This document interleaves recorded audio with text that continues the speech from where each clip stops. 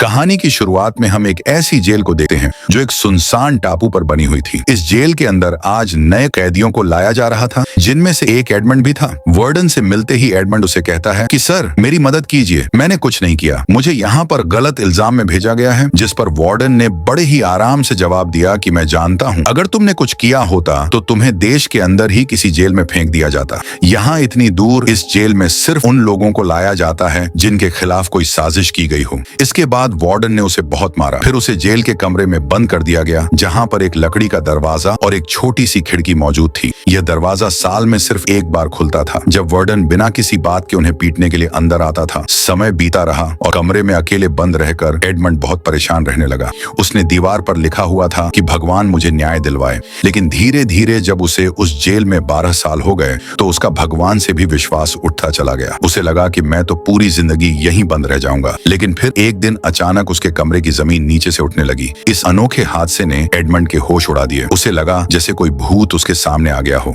कुछ देर घबराने के बाद एडमंड ने देखा कि जमीन के नीचे से एक इंसान बाहर आ रहा था। जमीन के नीचे से निकला हुआ यह आदमी एबे है, जो कि यहाँ से नीचे वाले फ्लोर का कैदी है। पिछले 5 साल से वह एक सुरंग खोद रहा था। किस्मत ने ऐसा चक्कर चलाया कि वह सुरंग सीधा एडमंड के कमरे में आ निकली, मानो भगवान का कोई इशारा हो। एबे के आने से एडमंड को एक साथी मिल गया था, जिससे वह बातें कर सके, क्योंकि इतने समय से कमरे में अकेला बंद रह के वो पागल सा होने लगा था। इसके बाद एबे ने बहुत उत्साह से एडमंड को अपने कमरे में बुलाया। उधर एडमंड बहुत खुश था कि उसे पत्थरों से दीवार पर निशान बना बना के समय नहीं काटना पड़ेगा। और जैसे ही एडमंड एबे के कमरे में घुसा तो वो वहाँ का नजारा देखकर हैरान रह गया। एबे का कमरा बाकी कैदियों की तरह नहीं था, एक ठीक ठाक से होटल की तरह कह सकते हैं। वहाँ उसके आराम के लिए कुर्सियां थी और शेल्फ पर पता नहीं कितनी किताबें पड़ी थी। अभी ने एडमंड से वादा किया कि अगर वह सुरंग की खुदाई में उसकी मदद करें तो बाकी बचे समय में एबे उसे पढ़ा सकता है। एडमंड के पास वैसे भी कुछ खास करने को था नहीं, तो उसने तुरंत ही हाँ कर दी। इसके बाद वो दोनों खुदाई का काम शुरू करने ही वाले थे कि तभी उन्हें गार्ड के कदमों की आवाज सुनाई दी। डर से कांपता हुआ एडमंड तुरंत अपने कमरे की तरफ भागा और फिर उसने जल्दी से कचरे वाली टोकरी तैयार कर दी, क्योंकि गार्ड उसके फ्लोर पे भी आने ही वाला था। इस जेल में कमरे का दरवाजा सिर्फ 2 बार ही खुलता है, एक बार कचरा लेने और एक बार शाम का खाना देने के लिए। इसके अलावा पूरे दिन में दोनों के पास बहुत वक्त होगा जिसमें वह बिना पकड़े जाने की चिंता किए आराम से खुदाई कर सकते हैं। कि इसके बाद एबे ने अपने बालों का एक छोटा सा गुच्छा काटा, पत्थर से चिंगारी निकालकर उसने बालों को जलाया और एक मोमबत्ती रोशन की। फिर वो दोनों जैसे तैसे सुरंग में घुसकर आगे खुदाई करने लगे। नीचे बहुत कम जगह थी तो खोदना कोई आसान काम नहीं था। एबे का अंदाजा था कि इसी स्पीड से चलते रहे तो जमीन के बाहर तक पहुंचने में उन्हें कम से कम 3 साल और लगेंगे। एक दिन आराम करते हुए एडमंड को एबे की एक किताब में पता चला कि एबे कभी एक बहुत अच्छा तलवारबाज सिपाही हुआ करता था। इसके बाद तो एडमंड ने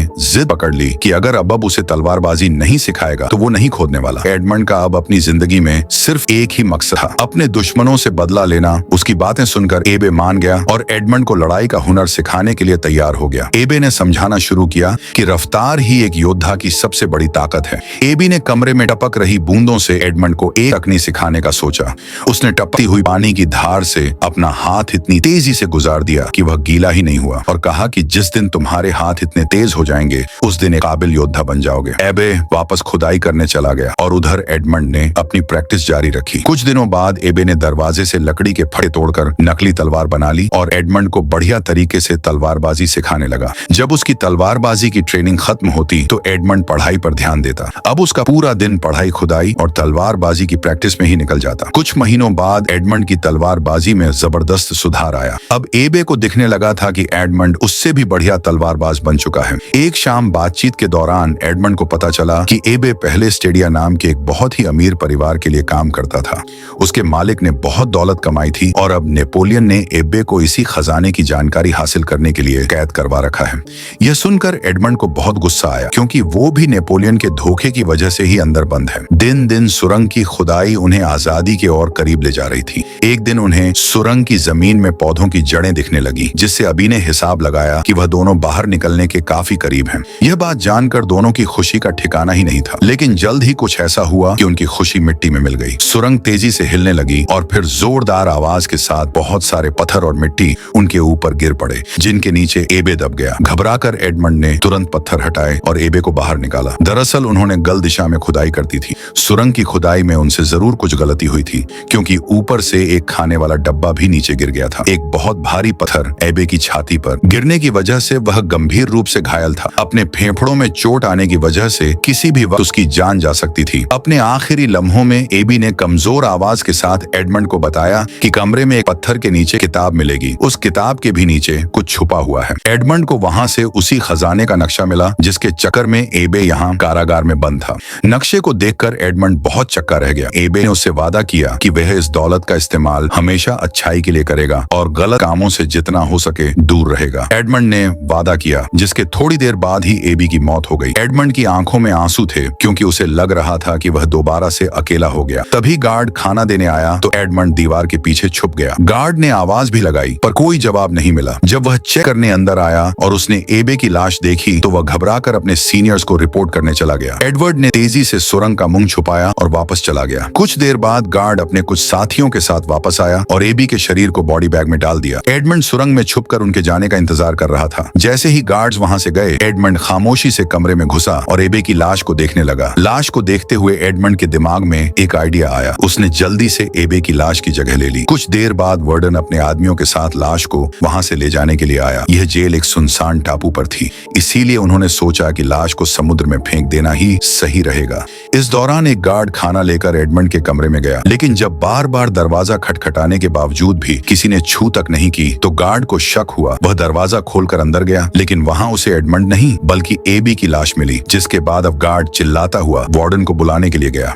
वार्डन जल्दी से यह काम निपटाना चाहता था और उस दिन तूफानी हवाएं चल रही थीं। समुद्र की लहरें पत्थरों से टकरा रही थीं, तो कुछ भी सुनना बहुत मुश्किल था। वार्डन गार्ड की बातों को सुनने की कोशिश कर रहा था, लेकिन इसी बीच एडमंड ने झटके से वार्डन की चाबियां चुरा ली। लेकिन इस झटके की वजह से वार्डन भी एडमंड के साथ सीधा समुद्र में जा गिरा। समुद्र में गिरते ही एडमंड ने चाबियां की मदद से जल्द खुद को बरी किया और जैसे ही वह तैरकर ऊपर आया तो उसने पीछे मुड़कर वार्डन को देखा। सालों का गुस्सा उसके अंदर भरा पड़ा था और उसने बेरहमी से वार्डन को पानी में डुबोकर मार डाला। इसके बाद वो बिना पीछे देखे समुद्र में दूर तक तैरता रहा। अगली सुबह जब एडमंड की आंख खुली तो वो एक आइलैंड पर था। न जाने कैसे वो यहाँ तक जिंदा पहुंच गया। उसे खुद भी समझ नहीं आ रहा था कि वो यहाँ तक जिंदा कैसे पहुंचा, लेकिन अभी भी वह आजाद नहीं हुआ था। समुद्री डाकुओं का एक झुंड बैठकर आराम से उसे देख रहा था। अब एडमंड को लगा था कि वह मारा जाएगा, लेकिन लुटेरों के सरदार लुइजी ने उसे एक मौका दिया। उसने कहा कि वो एडमंड को जिंदा छोड़ देगा, बस एक शर्त पर एडमंड को उनके गद्दार साथी जैकोब ने लड़ना होगा, जिसे वो वैसे भी जिंदा गाड़ने वाले थे। अगर जैकोब जीत गया तो वो उनकी टीम में वापस शामिल हो सकता है, लेकिन वो एडमंड को मार देंगे। लेकिन अगर एडमंड जीत गया तो वो उसे रिहा कर देंगे। जल्द ही दोनों के बीच ये मुकाबला शुरू हुआ। जैकोब तलवारबाजी में बहुत माहिर था, लेकिन एडमंड की एबे से सीखी हुई तकनीक बहुत ही जबरदस्त साबित हुई। कई हमले करने के बावजूद जैकोब एडमंड को छू तक नहीं पाया। मौका मिलते ही एडमंड ने तेजी से वार किया और जैकोब पर गिरा लिया। पर उसे मारने की बजाय एडमंड ने लुइजी से कहा कि देखो, हम दोनों तुम्हारे लिए काम करेंगे। काम के लोग हैं यार, बिना बात क्यों मार रहे हो? हमें और समुद्री लुटेरे ढूंढना कौन सा आसान काम है? एडमंड के हुनर और दया को देखकर लुइजी खुश हुआ और उसने दोनों की ही जान बख्श दी। जहाज पर बातचीत के दौरान एडमंड ने कैप्टन को अपनी पूरी कहानी सुनाई, जिसके बाद उसने एडमंड को आजाद कर दिया ताकि वह अपने बदले का मकसद पूरा कर सके। जैकोब के साथ हो लिया। एडमंड ने उसकी जान बचाई थी तो उसने वादा किया कि मैं हमेशा तुम्हारा वफादार बन के रहूंगा। एडमंड ने जैकोब से एक नाव का बंदोबस्त करने को कहा जब तक कि वह अपने कुछ पर्सनल काम निपटा ले। देर रात एडमंड चुप से अपने पुराने मालिक के घर गया, लेकिन सब कुछ बदल चुका था।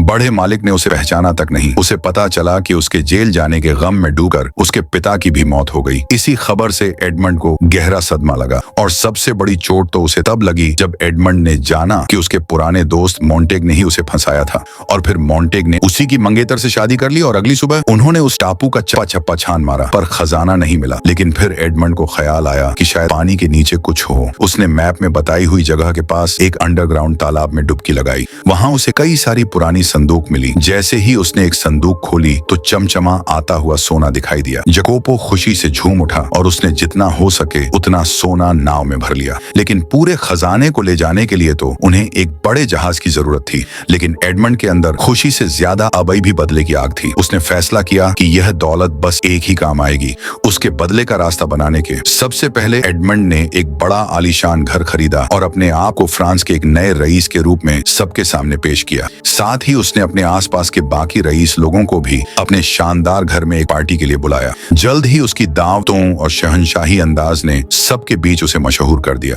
रईस लोग अब एडमंड में दिलचस्पी लेने लगे, लेकिन असल में एडमंड ये सब अपने धोखेबाज दोस्त मोंटेग का ध्यान खींचने के लिए कर रहा था, लेकिन वो तो बिना उससे बात किए निकल गया। एडमंड की पुरानी मंगेतर मर्सिडीज AMG को कहीं और से भी पैसों का जुगाड़ करना मुश्किल हो जाए। जकोपो ने एडमंड को खबर दी कि मोंटेग का एक बेटा भी है, एल्बर्ट, जिसके बाद एडमंड ने एक सुंदर औरत और अपने लुटेरे दोस्तों के साथ मिलकर एल्बर्ट की फर्जी किडनैपिंग करवाई, ताकि फिर एडमंड खुद मसीहा बनकर उसे बचा सके। प्लान काम कर गया और एल्बर्ट को यही लगा कि भाई इस बंदे ने तो मेरी जान बचा ली। उसका शुक्रिया अदा करते हुए एल्बर्ट ने एडमंड से गुजारिश की कि कुछ दिन बाद मेरा जन्मदिन है, आप उस पार्टी में जरूर आना। एडमंड ने कुछ नखरे दिखाए पर फिर आखिर में मान गया। उसी पार्टी में एल्बर्ट ने अपने पिता मोंटेग को एडमंड से मिलवाया। वो दोनों 13 साल बाद एक दूसरे के आमने सामने थे। एडमंड का हुलिया अब इतना बदल गया था कि मोंटेग ने उसे पहचाना नहीं, लेकिन विलफोर्ड एक करप्ट मजिस्ट्रेट था जिसका इस इलाके की पुलिस पर पूरा काबू था। एडमंड की बातें सुनने के बाद विलफोर्ड ने मोंटेग के साथ मिलकर एक प्लान बनाया जिसमें वो एडमंड का खजाना यहाँ आने से पहले ही लूट लेंगे और फिर सारा सोना उनका। जिस पर मोंटेग ने कहा कि एक आदमी है जो इस काम में उनकी मदद कर सकता है। दरअसल एडमंड को जेल भिजवाने में भी इन्हीं 3 लोगों का हाथ था और एडमंड ने अब जानबूझकर इन्हें इकट्ठा किया था। खैर, पार्टी खत्म होने के बाद कि मोंटेग ने उसे धोखा दिया, कहा कि एडमंड को फांसी हो गई। एडमंड को डर था कि यह सच उसके बदले के प्लान को बिगाड़ ना दे, इसीलिए उसने मारने से पहले एडमंड ने उसे अपनी असली पहचान बताई, ताकि उसे याद तो आए कि वह किस गुनाह के लिए मरा है। अब अगला निशाना था मजिस्ट्रेट विलफोर्ड। सालों पहले इसी मैजिस्ट्रेट ने नेपोलियन की चिट्ठी के चक्कर में एडमंड को फंसाया था। मैजिस्ट्रेट का बाप खुद नेपोलियन का सपोर्टर था, लेकिन पावर हासिल करने के चक्कर में मजिस्ट्रेट ने अपने ही पिता को मरवा दिया और इल्जाम एडमंड पर लगवाकर उसे जेल भिजवा दिया। लेकिन अब एडमंड ने बातों बातों में बड़ी चालाकी से मैजिस्ट्रेट से यह पूरी बात बुलवा ली। विलफोर्ड ने भी सब बोल दिया, क्योंकि वैसे भी एडमंड यह सब साबित नहीं कर सका। लेकिन कमरे में पुलिस पहले से मौजूद थी, जिन्होंने विलफोर्ड की पूरी बात सुन ली और उसे पकड़ कर ले गई। उधर कंगाल हो चुका मोंटेग भागने की तैयारी कर रहा था। किले में गया जहां उन्होंने चोरी का सारा खजाना छुपाया था, लेकिन संदूक के खोलने पर उनके अंदर से सिर्फ रेत ही निकला। आखिरी संदूक में सिर्फ एक छोटा सा चेस पीस निकला, जो कि एडमंड को मोंटेग ने ही दिया था। उसी वक्त एडमंड वहां आया और मोंटेग समझ चुका था कि वो कौन है। गुस्से से पकड़ा, मोंटेग ने तलवार से एडमंड पर हमला किया, पर वो एडमंड का मुकाबला नहीं कर सकता था। एडमंड ने आसानी से उसकी तलवार गिराकर उसे दीवार से लगा दिया। लेकिन जैसे ही एडमंड आखिरी वार करने वाला था, एल्बर्ट ने बीच में आकर कहा कि मैं अपने पिता को ऐसे मरने नहीं दूंगा। इसी चीज का फायदा उठाकर मोंटेग चुपके से बंदूक में गोली और बारूद भरने लगा। तभी लेकिन जब मोंटेग ने घोड़े पर चढ़कर जबरदस्त हमला किया तो एडमंड की तलवार गिर गई। अब मोंटेग जीता हुआ मालूम पड़ रहा था, लेकिन अंत में एडमंड ने जैसे तैसे मोंटेग को गिराकर जानलेवा वार किया। मोंटेग की मौके पर ही मौत हो गई। अपनी बदले की आग ठंडी होने के बाद एडमंड अपनी पत्नी, ताकि किसी को भी वो सब ना सहना पड़े जो उसने सहा है,